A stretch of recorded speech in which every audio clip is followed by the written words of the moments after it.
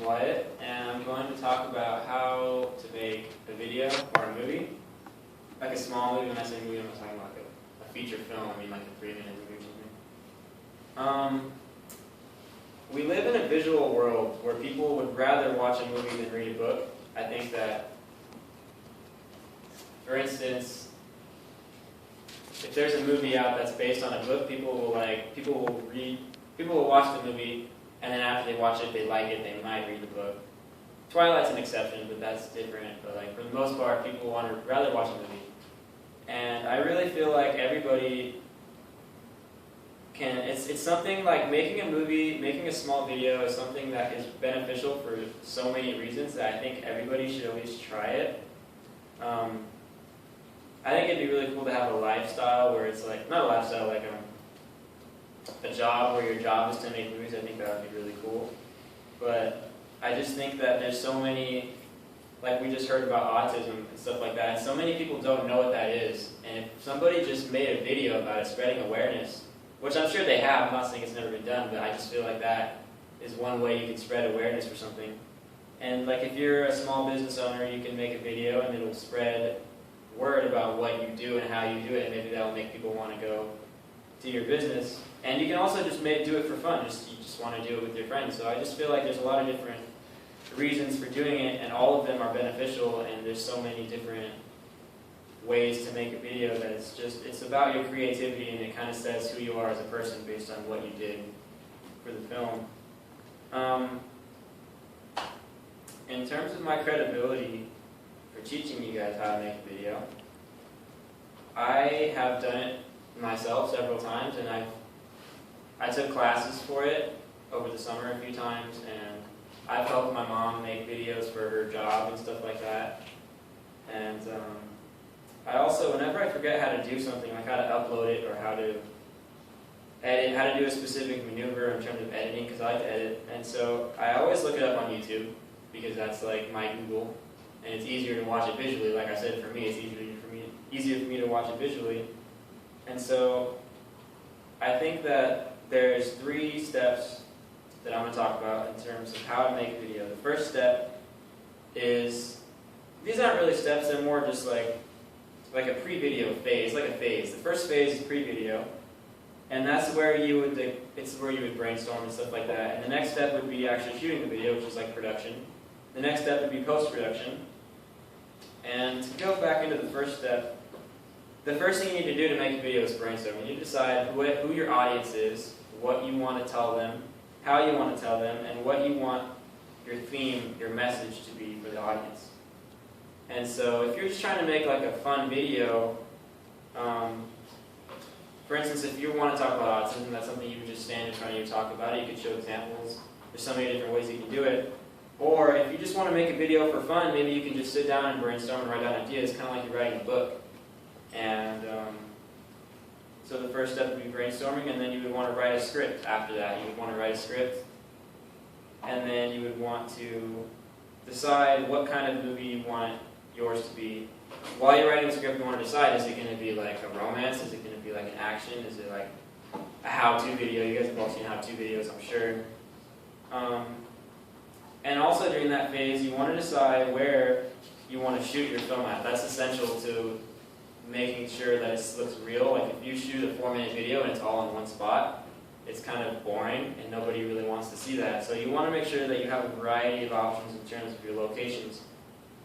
And the next step is the video. So after you've decided what you want, after you've brainstormed, you wrote a script, you decided where you want to shoot, so you have everything prepared, which is important. You want to know exactly what you're going to do before you do it, so that way you just kind of go out there and you get it done. So when you write your script, you decide where you want to shoot, and then the key thing while you're shooting is that depending on what kind of movie you have, you want to vary your camera angles, because if you're just staring at someone like the way you're staring at me, the way you're shooting the video right now, this would be kind of boring for me to watch personally. Like if I'm just trying to be entertained, that would be kind of bored. But if it was like around the camera, around the room, different videos, and they kept changing, I might be a little more interested in it and maybe want to see like what's going to happen next. And so that's important in terms of like in terms of while you're filming and stuff like that. And the key while you're filming is always stay on track with what you've already established. You already wrote a script, you already wrote the locations, you've already picked the characters, you know what you're going to do, so once you go astray from that, your basically whole premise of what you did in the brainstorming phase, in the pre-video phase, is already gone. You've already messed up, you just need to, once you take away one part of it, it's like you need to redo everything else, and that's kind of, you don't want to do that. You want to stay on track as much as possible. And after you're done with the video, the next phase is post-production, and the post-production is when you would edit the video, you would upload it to YouTube, or burn it into a CD disc so that you can keep it and watch it with your friends, or just keep it on your laptop. And so for editing, there's a few different ways you can edit. For me personally, I use a process called Final Cut Pro, and it's really complicated, it's really hard, so I'm not going to teach you guys how to do that because I don't know entirely how to do it. It's the kind of thing where you just learn something new every time you're on it. And basically you find a clip and you put it down into the reel and you put them all together and then the movie comes out. So if I were just going to make a movie just for fun, just once every now and then with my friends, I would maybe use a source like iMovie. It's very user-friendly and I think it's fun. But if you're going to do something like what I was talking about earlier about doing it like as a full-time job or something you just want to do more often, then you would do Final Cut Pro or something like that, and you would watch YouTube videos or just find sources on the internet that's kind of telling you how to do it and stuff like that. And after you've edited it, then you have to upload it. You don't have to upload it. You choose what you want to do after that. Personally, after I edit a video, I like to show it to some of my friends who help me do it. And they give me input on what they liked, what they didn't like, if there's something we can change in the editing process, if we need to reshoot something. And then after that, I'll go back and I'll change it to whatever we established. And then after that, we'll decide what we want to do with the video. If we want to, when I do videos for my mom, I usually have to post them on CDs and post them on YouTube and like on a Facebook page or something because it's for a job and stuff like that.